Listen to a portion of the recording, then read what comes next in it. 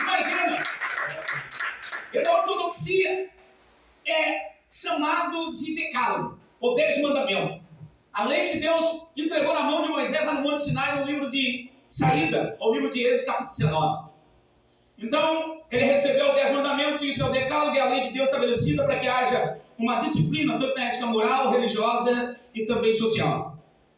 Então, Deus estabeleceu uma regra para que o povo fosse disciplinado.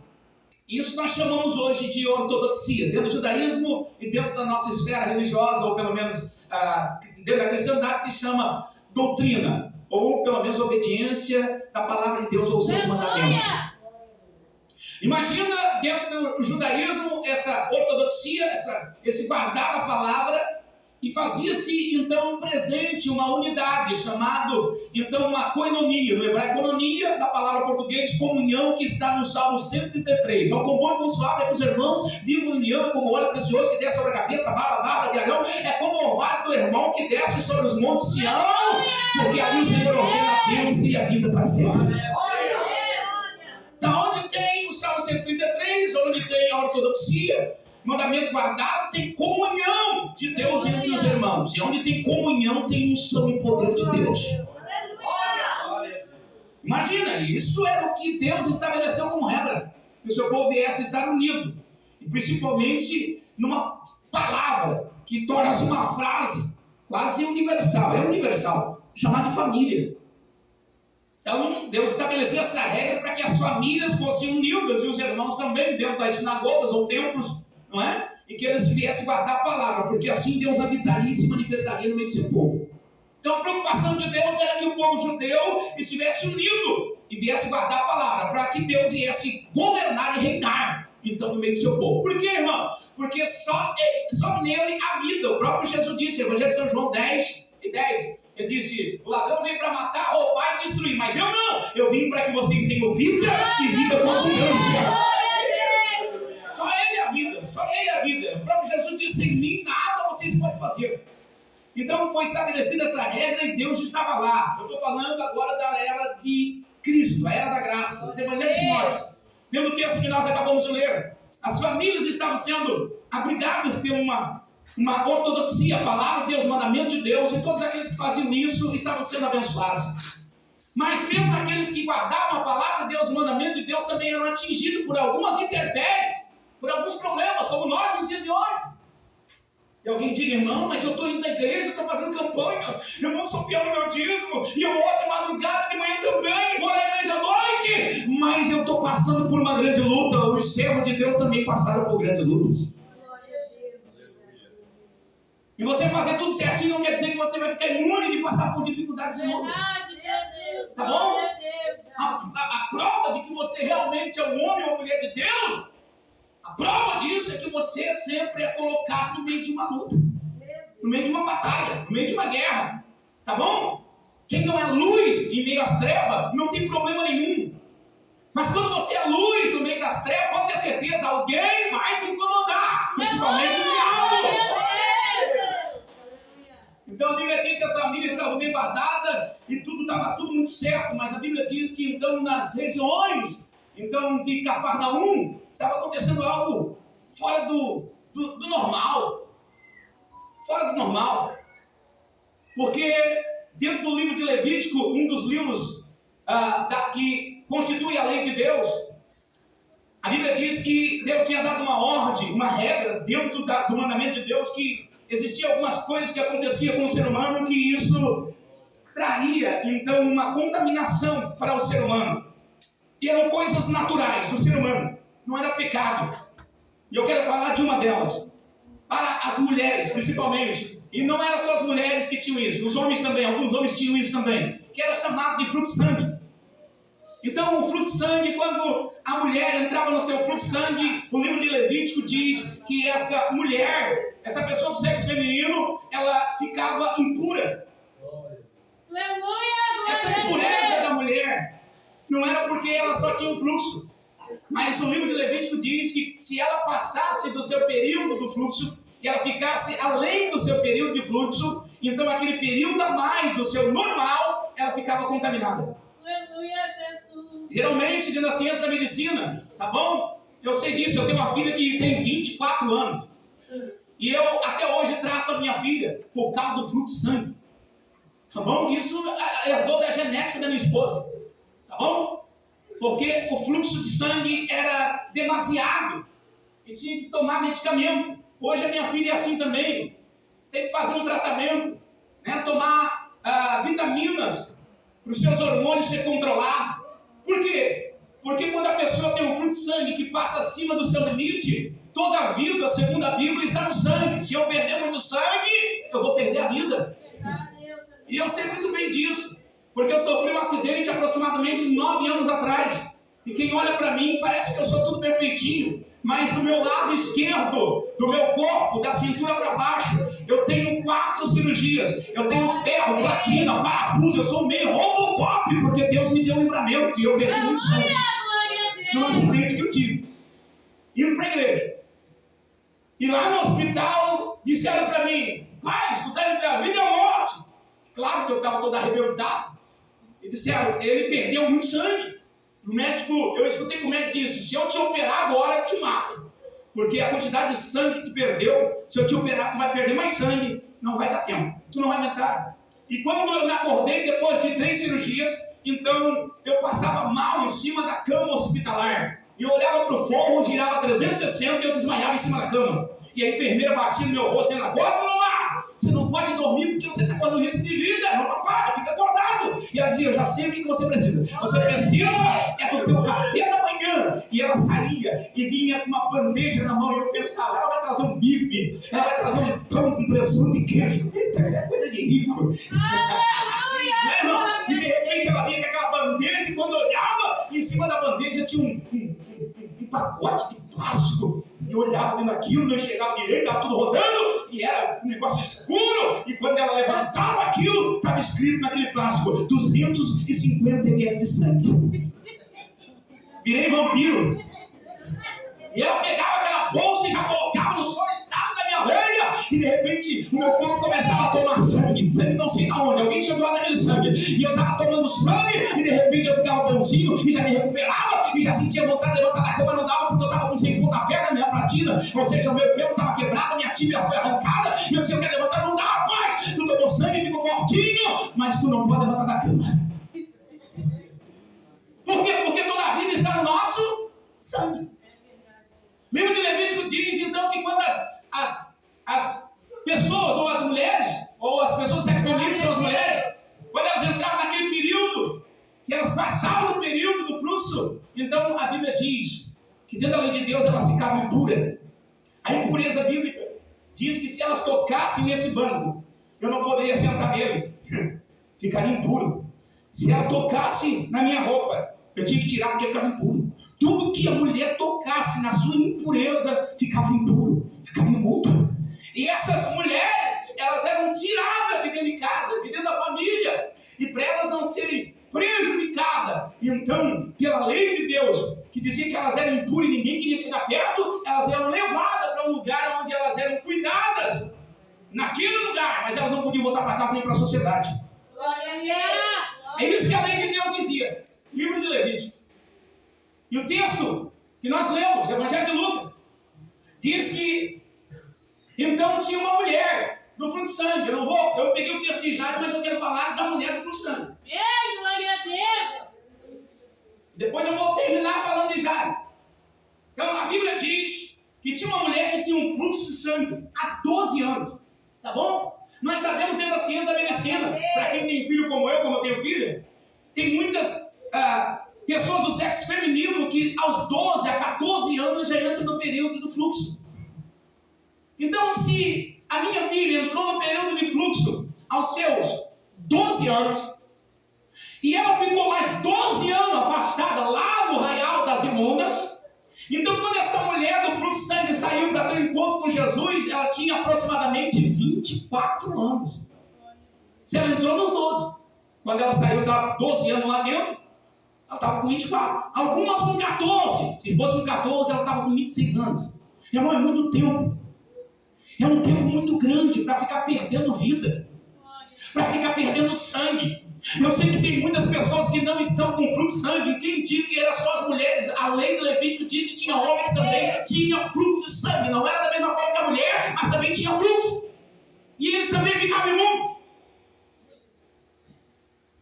Agora imagina, talvez eu estou usando a Bíblia para falar de um problema que essa mulher tinha. Mas quantos de nós estamos tendo fluxo de sangue de outra forma? Estamos perdendo a nossa vida, ou perdendo a nossa casa, a nossa família, ou lutando para que a nossa vida não escorra, então, pelo despenhadeiro abaixo. Quantos de nós estamos pedindo ao Senhor Jesus: Senhor, o Senhor derramou teu sangue na cruz do Calvário, faça com esse sangue, venha me dar vida, porque a vida está no sangue, eu não posso perder meu sangue, eu preciso daquilo para receber o milagre da tua vitória. Quantos de nós? Nós clamamos pelo sangue de Jesus, porque no sangue de Jesus foi a vida que Ele deu por nós. Então Deus entende muito bem esse negócio de fluxo, de perda de sangue.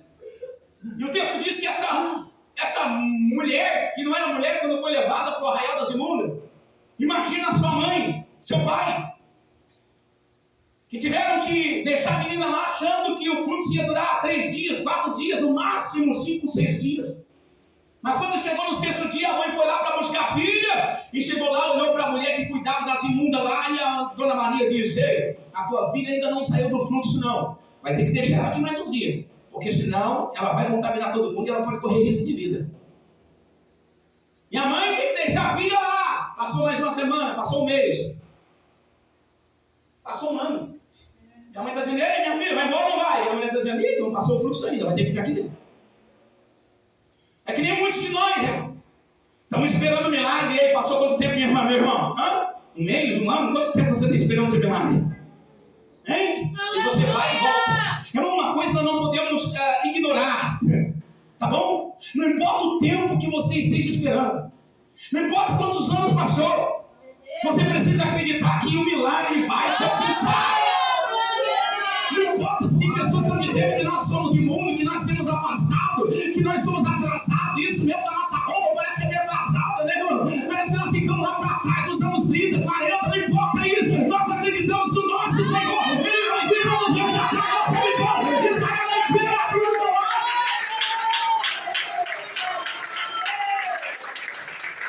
A Bíblia diz que a mãe e o pai agora se desesperaram, mas tiveram que deixar a menina lá. Ela estava com fluxo, ela estava imunda, estava impura.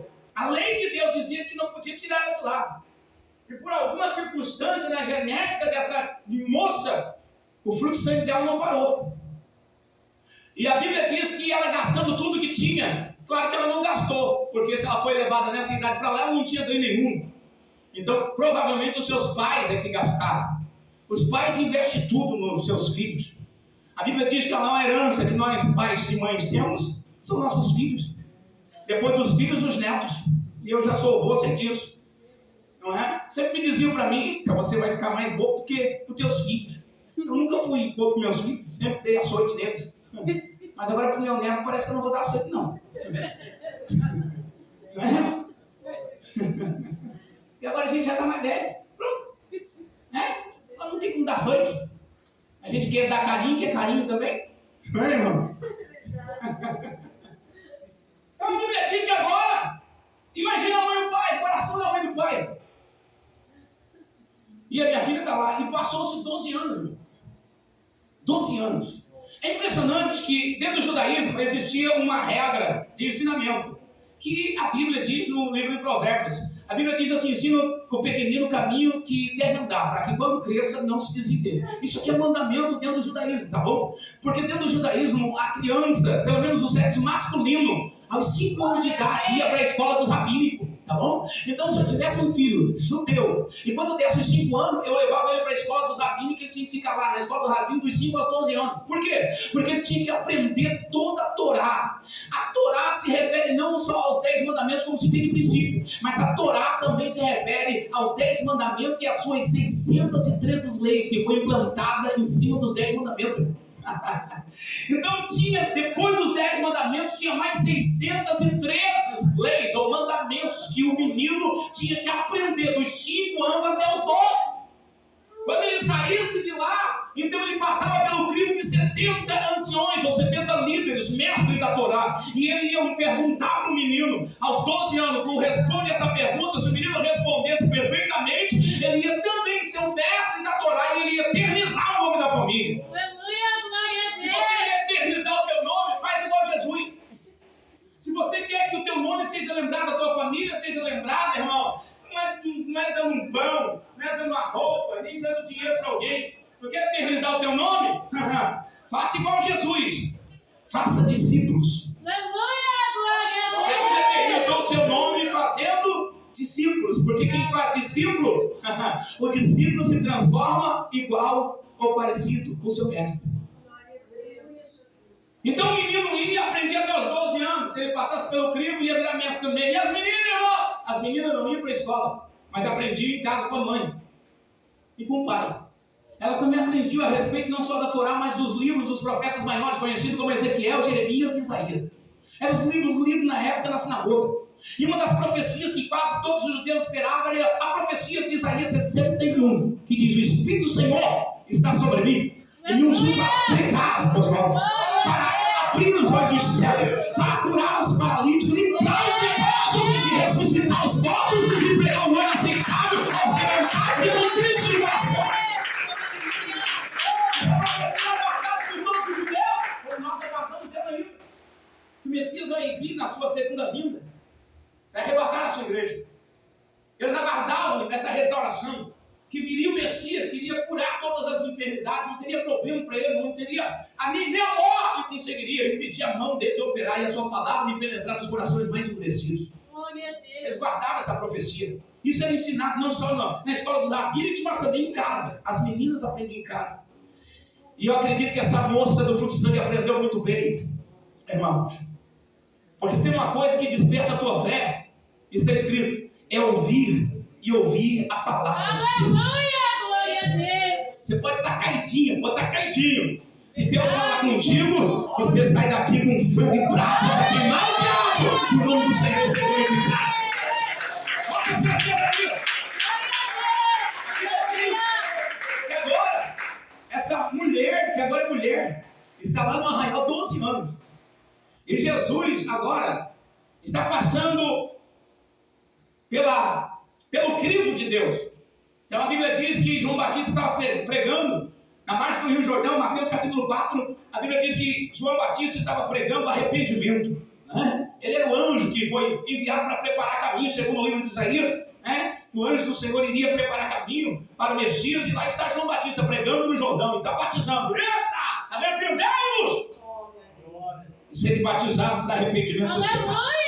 Mas João deixou bem claro, eu vos batizo com água, mas vai vir um que vai vir depois de mim, mas ele é antes de mim. Eu não sou digno de desatar ao barco dos seus pés. Eu estou batizando vocês com água, mas ele não. Ele vai batizar vocês com água e com o fogo do Espírito Santo. De repente Jesus aparece na margem do Rio Jordão com 12 discípulos, e de repente João avisa e diz: eis aí, ó, o Cordeiro de Deus que tira o pecado do mundo. E Jesus vem até João. E Jesus diz: João, e aí? Vamos se batizar? Me batiza? E João disse: ué, eu cabeço de ser batizado por ti e tu vem a mim? E Jesus diz: epa, vamos seguir o que está escrito. E a Bíblia diz que Jesus é batizado nas águas por João Batista. E a Bíblia diz que naquele momento, então o Espírito de Deus incorpora uma bomba, o céu se rasga, uma voz grata de leis, aí o meu filho amado, e tem minha alma tem prazer. A Bíblia diz que a partir daquele momento, irmãos, não só João Batista escutou. Isso, a Bíblia diz que o Espírito Santo que veio sobre Jesus tem uma interpretação. Muita da gente que estava ali escutar essa voz. Ninguém consegue ouvir a voz de Deus, como você e eu também não conseguimos ouvir a voz de Deus. Mas Deus deu para nós um intérprete. Isso nós conseguimos entender a voz de Deus, ouvir a voz de Deus, compreender a voz de Deus, porque o Espírito Santo de Deus está em nosso meio. A Bíblia diz que Jesus saiu dali e pelo mesmo Espírito de Deus foi conduzido ao deserto para ser tentado pelo diabo. E a Bíblia diz que 40 dias e 40 noites. Então Jesus ficou lá, sem comer, sem beber. E no 40º dia, Satanás apresentou-se e disse para Jesus: aí tu não é filho de Deus, vai estar nesse deserto para que essa prova, para que essa luta, rapaz, sai daqui de uma vez. E tu não está com fome, rapaz? Olha aí quanta pedra tem aí. Isso pode se transformar tudo em pão. Tu não é o filho de Deus. Diga para que essas pedras se transformem em pão. O diabo investiu gostoso, né, irmão? Hein? Quem tem fome não tem vontade de comer. A Bíblia diz que a língua foi feita para provar o paladar e o ventre foi feito para provar o alimento. A hora que dá fome, você o que pensa? Hein? Você já pensa naquele feijão grosso, né? Aquela polenta, aquela galinha ensopada. Já imaginou? Aquele feijão bem temperado, né? E quando você come, enche até o fígado, enche tudo, enche. Dá vontade de comer tudo, até pedra. É só você ficar de jejum 3 dias, 3 noites, pronto, agora você vê uma pedra, você vai dizer: é pão, comer essa pedra é pão. Imagina, 40 dias, 40 noites. Já chega de céu e foi, não dá? Aí dá uma beliscada aí nessa pedra, porque se tu disser que essa pedra é pão, ela se transforma em pão se tu é o filho de Deus. Mas Jesus, irmão, ele veio para cumprir as Escrituras. Como ele quer que nós também venhamos cumprir as Escrituras. Eu aprendi uma coisa, irmão. O diabo não tem medo de jejum, não, hein? O diabo não tem medo muito de oração também, hein? Irmão, isso é heresia, irmão. Não é heresia, não. Porque Jesus não venceu o diabo com jejum e nem com oração. Sabe o que Jesus disse para Satanás? Ele diz: ei, está escrito que nem só de pão viverá o homem, mas de toda palavra que sai da boca de Deus. A palavra de Deus é o diabo encontra ele com carro. A palavra de Deus diz: não precisa, não precisa. Mateus capítulo 17, Jesus diz para o discípulo: essa casca de demônios só sai com jejum e oração. Mas oração e jejum sem obediência da palavra não funciona, irmão. Não funciona. Jesus vence Satanás com o quê? Palavra. Palavra. Você vai vencer o diabo, sabe como? Guardando e obedecendo a palavra de Deus. Irmão, eu estou sem força para jejuar, eu estou tomando remédio de manhã, todo remédio para. Isso. Não dá para jejuar. Naquele dia come, no outro dia você faz um jejuzinho, se não der também, só ora. Isso. Porque Jesus te conhece teu coração. Tá bom, irmão? Eu já ouvi pessoas perguntando para mim: pastor, tomar? É porque eu tomei remédio, porque eu tanto de... A minha mãe, 93 anos, e a minha mãe disse: meu filho, agora eu não estou conseguindo orar e jejuar. Mãe, a mãe ganhou a família inteira para Jesus. A mãe não precisa mais orar e nem jejuar. A mãe só está aqui na terra porque nós estamos orando para deixar, porque senão Jesus está dizendo: eu vou levar ela para o céu. Nós estamos guerreando com Deus, não leva não. Jesus está dizendo: está na hora de levar, não leva. E a mãe está dizendo: meu filho, eu queria jejuar, não precisa mais orar e jejuar. A senhora até agora foi fiel e obedeceu a palavra. O céu está esperando. O trono de Deus está esperando.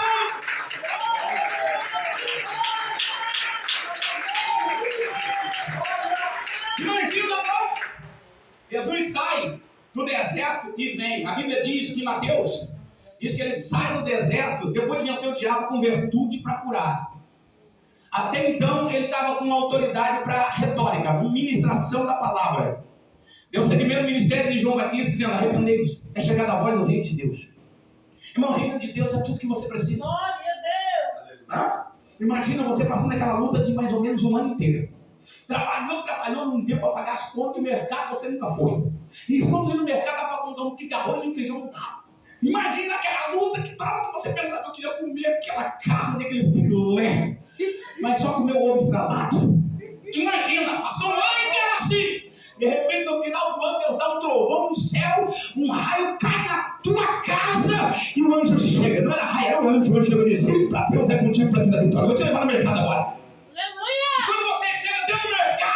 Ah, vai, Deus, pode pegar o que você quiser. Desce tudo as prateleiras porque hoje eu vou pagar a conta. Imagina você vai se matar desse mercado. Não, você vai carregar até o dono do mercado. Imagina, eu fico doido desses mercados. Eu entro nesse mercado, olho para a prateleira e digo: uma hora eu vou chegar no céu, não vou precisar pagar mais nada, vou pegar tudo de graça.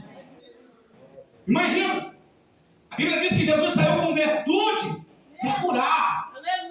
Ele pregando, dizendo: é chegada a voz do reino de Deus, e está dizendo: pronto, eu vou abrir o mercado para vocês. Tudo que vocês pedirem em meu nome, eu farei para que o Pai seja glorificado.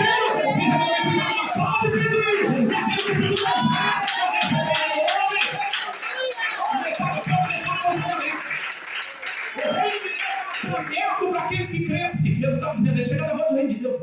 Chega de sofrer, chega de ficar enfermo, chega de ficar na miséria. Isso, meu, eu vim para resgatar vocês. E depois que eu pagar tudo a dívida de vocês, podem pedir o que vocês quiserem, que meu Pai vai dar para vocês em meu nome.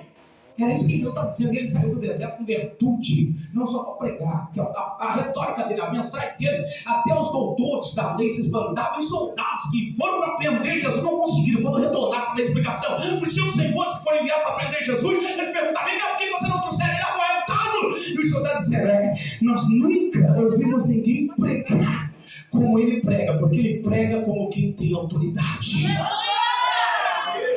Agora vem Jesus, não só com autoridade para pregar, mas para curar. Sabe para onde é que ele vai? O texto diz que ele volta para Cafarnaum. Cafarnaum era uma terra general dele. Lá estava Pedro, Tiago, João, pescaria, isso, sociedade em grupo, os discípulos. E a Bíblia diz que Jesus voltou para lá. Quando Jesus chega lá, sabe o que acontece? A Bíblia diz que Jesus entrou na casa e o povo ficou sabendo. Os vizinhos já estavam esperando Jesus 40 dias, 40 noites, ele não aparecia. Estava lá no deserto. Mas quando ele aparece, todo mundo queria ouvir mensagem. Essa mensagem desse homem é muito forte. Você é o profeta, é o filho de Deus, é o céu, não sei. Mas ele tem autoridade naquilo que ele fala. E quando Jesus chegou na casa, os vizinhos vieram tudo com debate, abarrotou a casa, não tinha lugar para entrar. E a Bíblia diz que tinha um paralítico que foi trazido por 4 amigos em cima de uma cama, de um colchonete. Tentaram entrar pela porta, pela janela também não deu. Disseram, não tem jeito, nós vamos ter que subir pelo telhado. Levantaram o coxo por cima do telhado, rasgaram, abriram um buraco no telhado e começaram a descer o coxo naquele colchonete amarrado por lençóis e colocaram o coxo pelo telhado aberto, bem aonde Jesus estava.